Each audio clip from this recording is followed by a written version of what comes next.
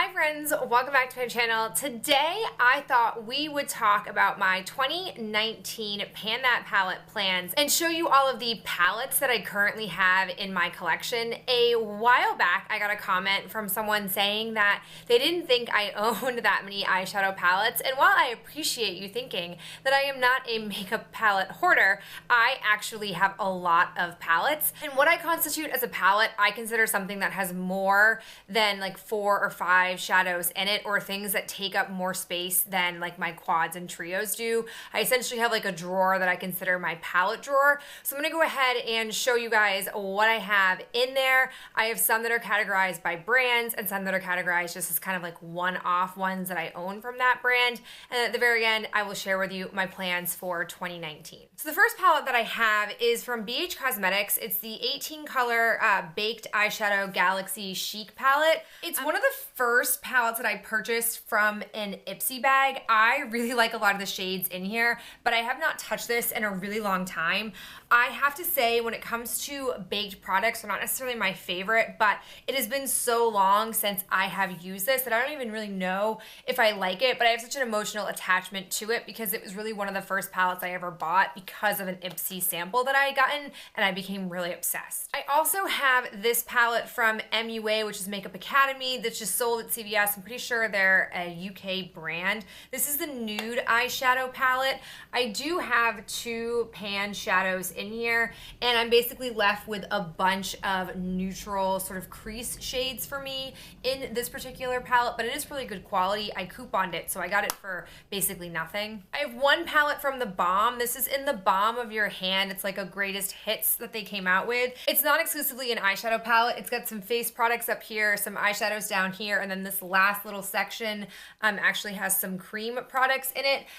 This palette I don't touch that often just because I don't think to go for it, because I don't look at this and think it is a one and done type palette, but I definitely like a lot of Balm products, so I would like to definitely use this more. On the back it tells you where each of these are from in case you didn't know. Additionally, I have the Jenny and Ulta collaboration Miss Fabulous palette. It's one of the only Ulta palettes that I own, and it looks like this. This is currently in my palettes on the chopping block series because I'm trying to figure out if I do like these shades enough. I actually have since unsubscribed from her because her content became so inconsistent that I was just tired of being a part of that bandwagon, but I do at least have her palette. I've also got from a BoxyCharm, this is a Studio Makeup On The Go eyeshadow palette. I don't know if they named these because I did have more than one from them, but this one that I have, because I decluttered the other one, is like this really purpley mauvey type, shades. I really love this color tone. I don't own a lot like this in my collection. I don't play with it enough, but I definitely want to get my hands into it much more often. Similar packaging with different brand, I have this from Winky Lux. It's the Kitten palette, which also came in a BoxyCharm. I have gone back and forth on decluttering this or not, but there are just like enough things in here that every time I go to use it, I'm like, ooh, I like it, I should keep it. But in all reality, I feel like this is better, like pop a few of them out and then throw the rest of the palette away. But it survives any kind of declutter I ever do. And my last one-off is kind of controversial. It's Makeup Revolution. It's the Emily Edit The Wants palette. I know that this recently just came back in stock, and I haven't talked a lot about it on the channel because I haven't gotten a ton of use out of it. Not because I haven't wanted to, it's just because every time I go to pull this out, I always say to myself, like, you should really be using your Lorac Mega Pro palette. That's what you're panning this year. So I don't know enough about this to say whether or not I have a good quality palette. I've seen a lot of hit and miss videos with this, but I at least am happy to have supported her. I really enjoy her channel so much. All right, now on to the brands that I have a couple of palettes from. The first is from Coastal Scents. I have the first revealed palette, which is also currently in my palettes on the chopping block series. I go back and forth on this. There are some shades in here that I really like. I think are very impactful, very well with staying power, good pigment.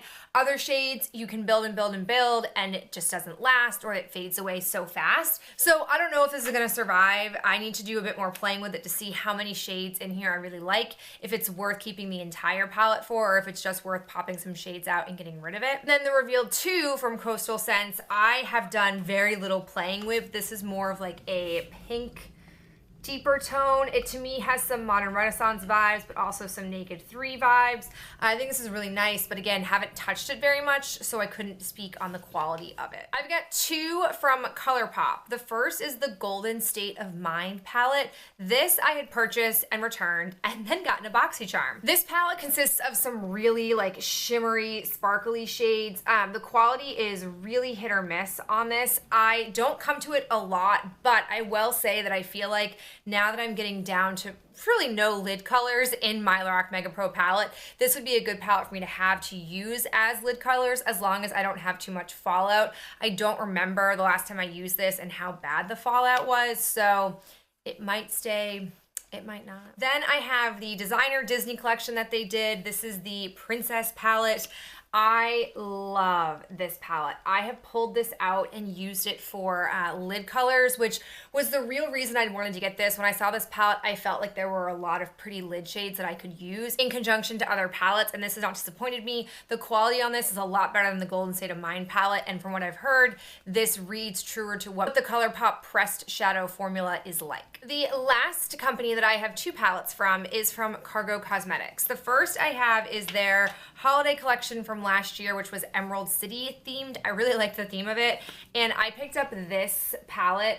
I really liked the green pops in here along with the neutrals. I think it was a really well done palette, and I really like the payoff in here. I was considering panning this for 2018 because I was really liking it when I first got it, but ultimately I wanted to pan an older palette, and this hasn't gotten much love from me for 2018, but I really enjoy it. And also from Cargo, I have the Summer in the City palette. This is one of the ones that I was convinced to buy because of a Glam Life Guru review, and I really love the shades in here.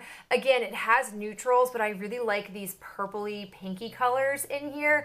I think it's really pretty. This is the palette that prevented me from buying the Norvina palette. I really loved the idea of that palette, but when I was looking at that compared to this Cargo one, even though I don't think that they're exact dupes for each other, I felt like I could get similar enough looks that I didn't need to buy that palette. I also have thought about panning this one because I really do like the color palette in here. All right, moving right along. We got two brands that I have three palettes from. The first is from Urban Decay.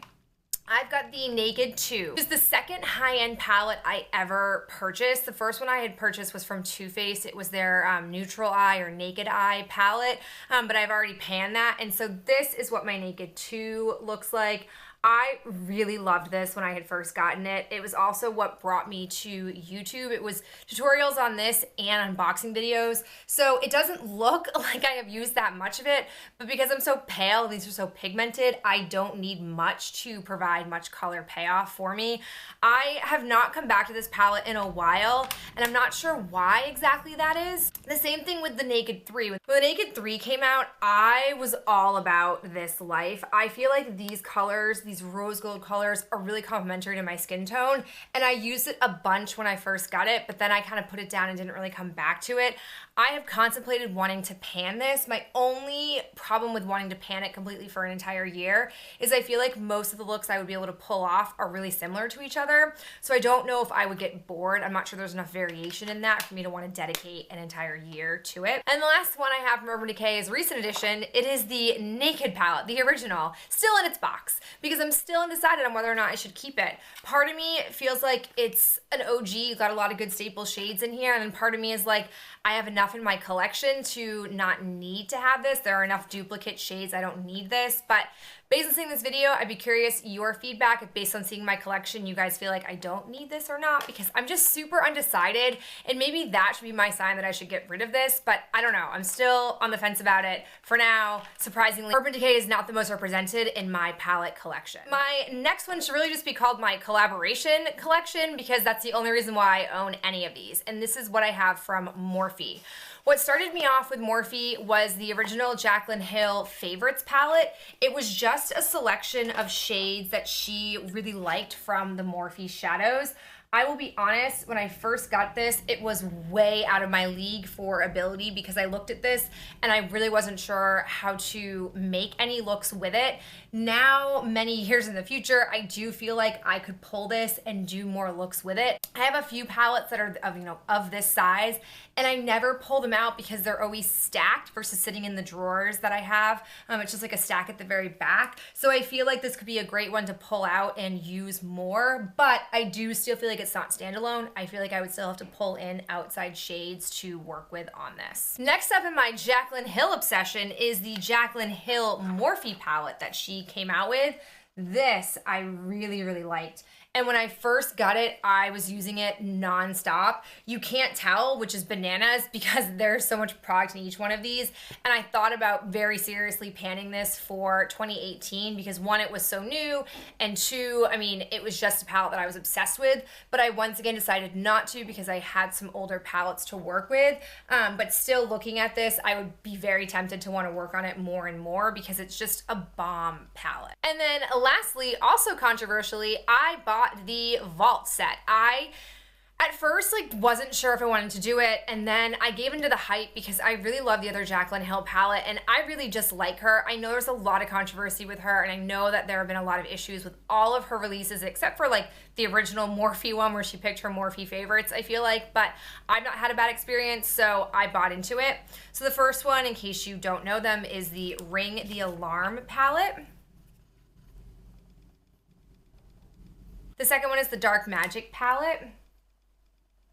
The third one is Armed and Gorgeous. And the last one is Bling Boss.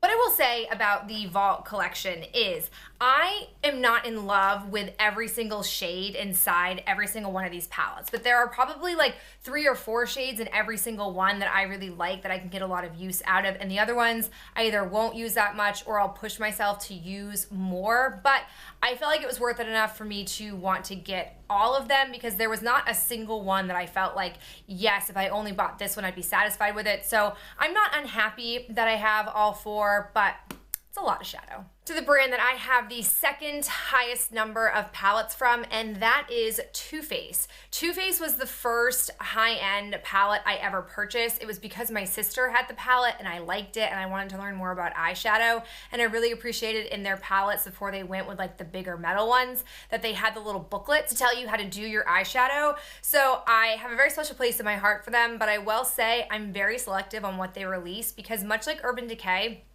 I feel like they release a lot of palettes that are really similar or too exotic for what I use on a regular basis, so I don't own that many from them, even though I like the quality of them. So the first one that I have is the Too Faced Matte Eye palette. This is a palette that, in hindsight, I really probably shouldn't have purchased.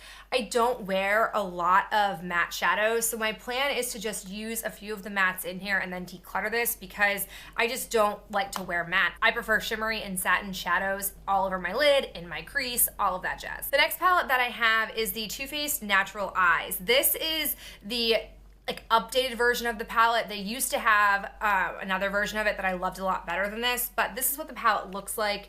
It is okay. I don't necessarily love all the colors in here. I feel like it goes really deep really easily in here versus having more of the lighter nude shades. And on top of that, I don't love the metal versions of this. I prefer this version. I know it's a little bit bigger. I feel like this is a little bit sturdier versus this feels a little chintzier. It doesn't stay together super well, so I wasn't a big fan of the change to this packaging.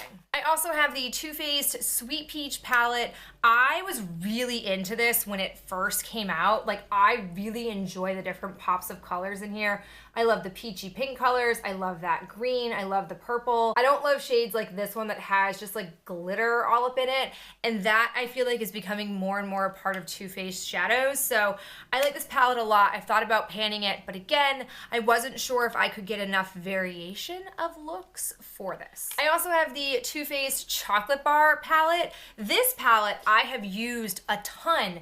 I go through phases where I like it so very much, but I feel like I can never get noticeable progress on it because they are so packed in here. I also really like how they have these shades that are much bigger because you guys know I power through creams, so having a bigger version of it means I won't use it up before I get through a lot of the other shadows in here. The only thing I don't like, because I have the original version, is the labels are on the plastic card versus being on the actual palette, but aside from that, it's a good palette. And the last Too Faced one that I have is from a holiday collection. It's the Everything Nice palette.